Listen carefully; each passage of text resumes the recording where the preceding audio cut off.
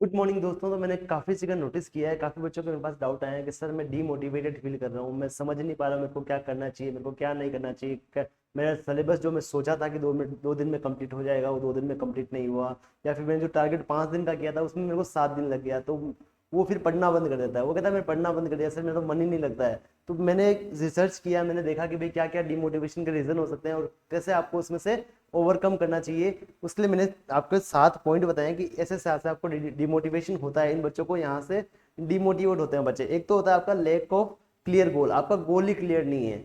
आप क्या करते हैं ना, गोल क्लियर नहीं करते, आप बोलते हैं कि मेरे को बस एग्जाम तक इस सब्जेक्ट को खत्म करना है। तो एकदम से सब्जेक्ट खत्म नहीं होने वाला आपका। आपको क्या करना पड़ेगा ना, छोटे छोटे टारगेट्स बनाने पड़ेंगे कि मेरे को एक दिन में इतने चैप्टर्स कंप्लीट करने हैं, मेरे को 2 दिन में इतने चैप्टर्स कंप्लीट करने हैं, या फिर मेरा 7 दिन का ये पोर्शन रहने वाला है और मेरे को उसको 7 दिन में कंप्लीट करना है। तो आपको छोटे छोटे गोल्स बनाने पड़ेंगे, उनको अचीव करना पड़ेगा। और जब गोल आपके अचीव हो जाए तो आपको खुश होना पड़ेगा। जब तक आप खुश नहीं रहोगे ना तो आप डिमोटिवेट होते रहोगे।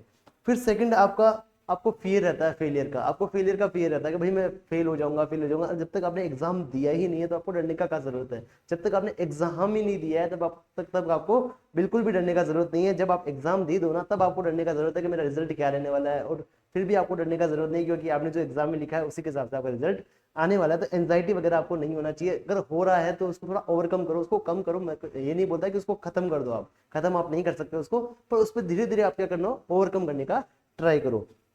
फिर क्या होता है ना, आपका इंटरेस्ट खत्म होने लगता है। आपका इंटरेस्ट खत्म होने लगता है कि यार एग्जाम तो 6 महीने के बाद है, मेरे को अभी पढ़ना है, क्या पता मैं पास होऊंगा या नहीं होऊंगा। ऐसा करके आपका उस स्टडी में क्या होता है ना, आपका इंटरेस्ट खत्म हो जाता है। आपका इंटरेस्ट खत्म होता है, आपको मोटिवेशन नहीं आता, क्योंकि आपका रिजल्ट तो 6 महीने के बाद आने वाला है। 6 महीने के बाद आने वाला है कि जो 4 महीने के बाद आप एग्जाम दोगे उसके बाद आपका रिजल्ट आएगा। तो भाई आपको डिमोटिवेशन फील होता है कि भाई मैं क्यों पढ़ रहा हूँ, मेरे को अभी रोज पढ़ना पड़ रहा है। तो आपको मोटिवेटेड रहना है। आपको क्या करना है ना, छोटे छोटे गोल्स बनाने, उनको अचीव करके आपको क्या अपना अपने आप को आपको ट्रीट देना चाहिए। अपने आप को क्या करना चाहिए, आपको ट्रीट देना चाहिए। और एक एक कारण ये भी होता है कि आप बहुत सारे टास्क एक साथ कर रहे हैं, बहुत सारे टास्क एक साथ कर रहे हैं। फॉर एग्जांपल आप बहुत ग्रुप एग्जांपल दे रहे हैं और आप क्या कर रहे हैं, दिन के 5 सब्जेक्ट पढ़ रहे हैं। आप दिन के 5 सब्जेक्ट पढ़ रहे हैं तो ये फिर आपके लिए ओवरबर्डन हो जाएगा, क्योंकि आपको सबको टाइम अलॉट करना पड़ता है। तो आपको अपने हिसाब से स्ट्रेटेजी बनाना चाहिए। आपको दिन के 2 सब्जेक्ट, मेरा ये मानना है कि आपको दिन के मैक्सिमम 2 सब्जेक्ट ही पढ़ने चाहिए। जिसकी वजह से क्या ना, आप मोटिवेटेड फील करोगे और आपके पास एक टाइम गैप भी रहेगा कि इस टाइम के अंदर को ये वाला सब्जेक्ट पढ़ना है। तो इस टाइम तक मैंने जो भी इस सब्जेक्ट में सोचा है वो पोर्शन मेरे को कंप्लीट करना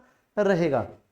एक कारण ये भी होता है कि रिकॉग्निशन नहीं मिलता। रिकॉग्निशन नहीं मिलता। रिकॉग्निशन आपको कब मिलता है, जब आप एग्जाम दे दोगे, आपका रिजल्ट आएगा, आप पास हो जाओगे, तब आपको रिकॉग्निशन मिलता है कि भाई आप पास हो गए, आपको तब रिवॉर्ड मिलेगा।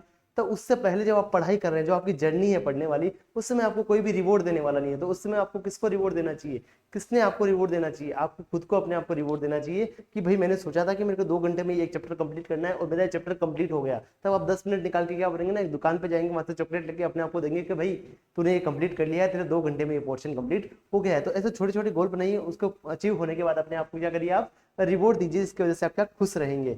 और कभी कभी ऐसा होना कि आपने सोचा कि मेरे को 7 दिन में एक कोर्स कंप्लीट करना है, 7 दिन में सब्जेक्ट कंप्लीट करना है, और आपका 6.5 7 दिन में कंप्लीट हो गया। तो एक दिन का पूरा छुट्टी मार के आप कहीं घूमने जाइए, इसकी वजह से आपको क्या होगा, अच्छा फील होगा और आप आगे की पढ़ाई अच्छे से कर पाएंगे।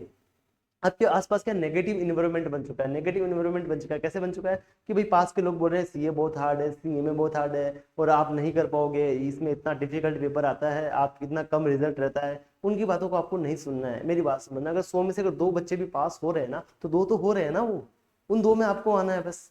उन 2 में आपको आना है, बाकी का आपको नहीं सोचना है कि कौन क्या बोल रहा है, कौन पास हुआ कौन फेल हुआ। काफी रिलेटिव ये भी बोलते हैं कि मेरा बच्चा इतना होशियार था, इसके 12th में 95% थे, ये भी सीए में रह गया और आपके तो 65 ही है। उससे कोई फर्क नहीं पड़ता। सीए में जिसके 45 आते हैं वो भी सीए बन जाता है, और जिसके 85 आते हैं वो भी सीए नहीं बन पाता है कभी कभी। तो ये डिपेंड करता है आपने कितनी मेहनत की है इस कोर्स के लिए।